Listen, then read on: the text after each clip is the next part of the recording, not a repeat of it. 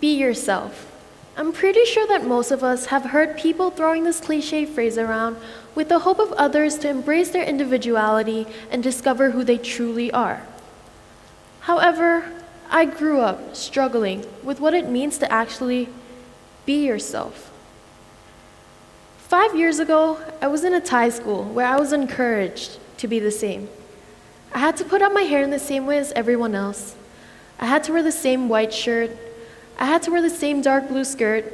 I had to wear the same black shoes. It wasn't allowed to stand out in the crowd of uniformity. Hi, my name is Pancake Hetrakul, and even though I'm just a 17-year-old, I sure have experience with the idea of collectivism living in Thailand. So, what does collectivism mean? Collectivism is defined as the principle of giving a group priority over each individual in it, meaning that the individuals would be embedded in their social context and prioritize communal goals over individual goals.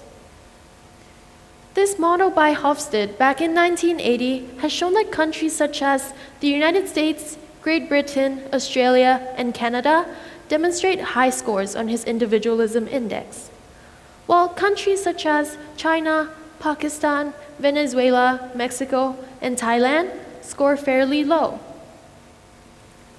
This index is measured by the PDI, or Power Distance Index, showing to what extent does each country value individual thinking. Thailand scored a low 20 in its individualism, as compared to America, which scored higher than 70, indicating that Thailand is a collectivist society. A positive aspect to the collectivist society is that people are more willing to cooperate and work together. This allows the society to generally be more stable as everyone is taking care of each other and avoiding direct conflict to not disrupt the unity of the society.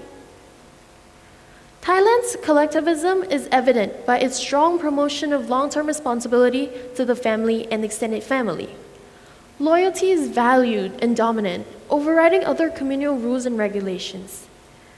Thai society prides itself for promoting strong relationships such that everyone respects each other and takes responsibility for each other, constructing its reality based on social interests rather than individual interests. However, in the collectivist society, cons do exist.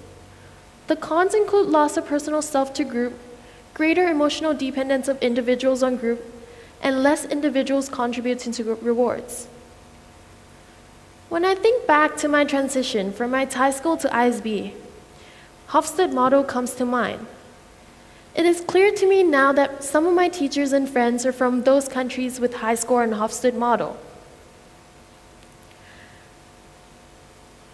When I first moved to ISB, I was suddenly surrounded by people who value individualistic traits. This value is completely opposite from the school I came from. And in the beginning, I felt so lost. For example, in my Thai school, I can't even remember speaking or presenting in front of an audience.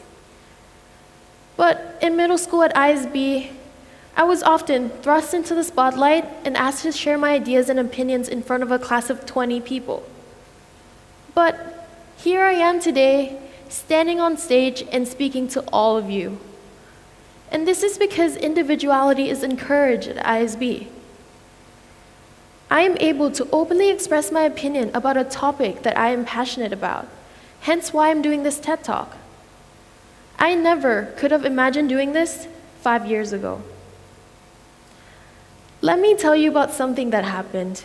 When I was at my Thai school, I didn't like the school uniform. So I decided to wear a different type of socks. They weren't really different, but they were. However, I continuously got into trouble because I was wearing the wrong type of socks. As if socks would make me not listen to the teacher. As if socks would make me not behave respectfully. And as if socks could define who I am as a person. Just because my socks were different, I was seen as being wrong. Since that experience, questions popped up in my head as I wonder how kids are supposed to find their passion when all they do is follow what has been done before. How are kids supposed to take risk when they're not encouraged to? And how are kids supposed to figure out who they truly are when all they could be are clones of each other? In Thailand, emotional control is expected. As for some people, emotions can override logical thinking that can lead to negative response and loss of inner peace.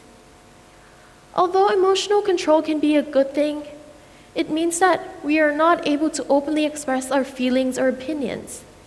This might mean that Thai kids can't fully be themselves. In a rigid society like Thailand, a good child or a good student is one who abides by the rules. In Thai culture, people have been taught to follow the rules and behaviors of their ancestors.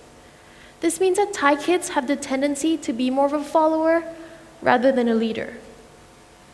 In contrast, parents and teachers in a loose society such as America tend to encourage their children to explore the world more, meaning that they are more independent and self-assured.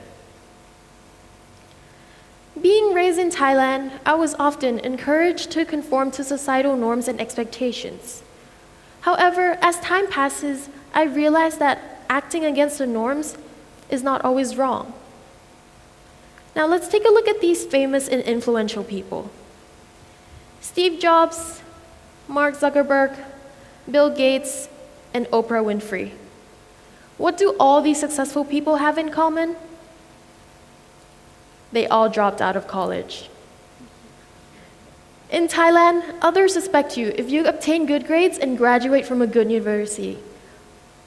However, we have seen numerous successful Western people who dropped out of college and pursued their true and passionate interests. Thus, the bias that Thai people have may not be correct. Now, let's take a look at Itipat Piladeshapan, or Top. Maybe you won't recognize him, but maybe you could recognize him by his famous seaweed snack, Thao Ken Noi. When he was still 16 years old, he was addicted to online games. And even though he was successful at playing online games and winning tournament prizes, he was often underestimated by his teachers at school. So he decided to drop out of school and became a chestnut peddler when he was 17 years old. With the money that he made from selling chestnuts, he went on to create the product of Thao Ken Noi, which quickly became successful in Thailand and was exported to Indonesia, Malaysia, Japan, Taiwan, Singapore, and the United States. While I'm not encouraging any of you to drop out of school, I am celebrating the fact that Thop was being an individual